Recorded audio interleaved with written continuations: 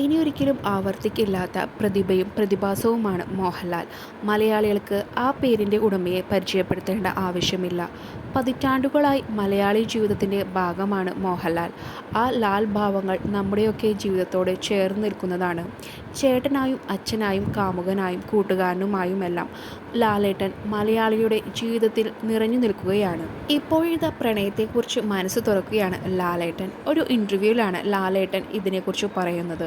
വിവാഹവാർഷികം താൻ മറന്നുപോയതിനെക്കുറിച്ചും പ്രണയത്തെക്കുറിച്ചുമുള്ള തൻ്റെ സങ്കല്പങ്ങളെല്ലാം മോഹൻലാൽ തുറന്നു പറയുകയായിരുന്നു.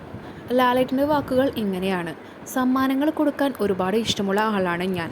സമ്മാനം എന്നത് പറയുന്നത് തന്നെ ഒരു ഭയങ്കര രസമുള്ള കാര്യമല്ലേ? ആര് തരുന്നു, എന്താണ് സമ്മാനം, എങ്ങനെ തരുന്നു, എവിടെ വെച്ച് തരുന്നു, ഇതൊക്കെ വളരെ പ്രധാനമുള്ള കാര്യമാണ്. നല്ല നല്ല ഇഷ്ടങ്ങളിലല്ലേ നല്ല നല്ല സമ്മാനങ്ങളും സംഭവിക്കുന്നത്. പ്രണയ സമ്മാനങ്ങൾ കൊടുക്കാൻ താല്പര്യമുള്ളവർ ഇനിയും പ്രണയിക്കട്ടെ, മോഹൻലാൽ പറയുന്നു. ഒരിക്കൽ വിവാഹ വാർഷികമാണെന്നുള്ള കാര്യം ഞാൻ മറന്നുപോയി. അത് സുചിത്രയ്ക്ക് മനസ്സിലായി. അതത്ര നല്ല കാര്യമൊന്നുമല്ല. എന്നിട്ടും വളരെ ഈസിയായി സുചി കൈകാര്യം ചെയ്തു. വൈകുന്നേരമായപ്പോൾ എന്നെ വിളിച്ചു പറഞ്ഞു, ബാഗിൽ ഒരു സാധനം വെച്ചിട്ടുണ്ട്, ഒന്ന് തുറന്നു നോക്കൂ. ഞാൻ നോക്കിയപ്പോൾ ഒരു സമ്മാനവും ഒപ്പം ഒരു കുറിപ്പുമുണ്ട്. അതിൽ എഴുതിയിരിക്കുന്നത് ഇങ്ങനെയായിരുന്നു: ഇന്ന് നമ്മുടെ വെഡിങ് ആനിവേഴ്സറി ആണ്. ഈ ദിവസം മറക്കാതിരിക്കുക. ഇങ്ങനെയായിരുന്നു അതിൽ എഴുതിയിട്ടുണ്ടായിരുന്നത്. പ്രണയവും സന്യാസവും മുന്നിൽ വച്ചാൽ ഏതായിരിക്കും തിരഞ്ഞെടുക്കുക എന്ന ചോദ്യത്തിന് മോഹൻലാൽ മറുപടി നൽകുന്നുണ്ട്. ഉറപ്പായും ആദ്യത്തേതല്ലേ എടുക്കൂ. പ്രണയത്തിൽ കൂടി നമുക്ക് സന്യാസത്തിലേക്ക് പോകാം.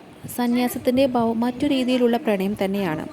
നല്ല പ്രണയത്തിൽ നമുക്ക് ദേഷ്യം ഉണ്ടാകില്ല. അതാണ് യഥാർത്ഥ പ്രണയം. സന്യാസവും അങ്ങനെ തന്നെയല്ലേ?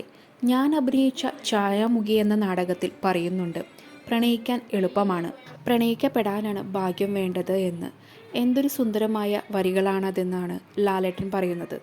ഐ ലവ് യു പറയുമ്പോൾ പെൺകുട്ടിയുടെ മറുപടി പോടാ എന്നാണെങ്കിൽ എന്തൊക്കെയാണ് ഇപ്പോൾ സംഭവിക്കുന്നത്? ഭീഷണിയും കൊലപ്പെടുത്തലും ആസിഡ് എറിയലും കത്തിക്കുത്തുമെല്ലാം.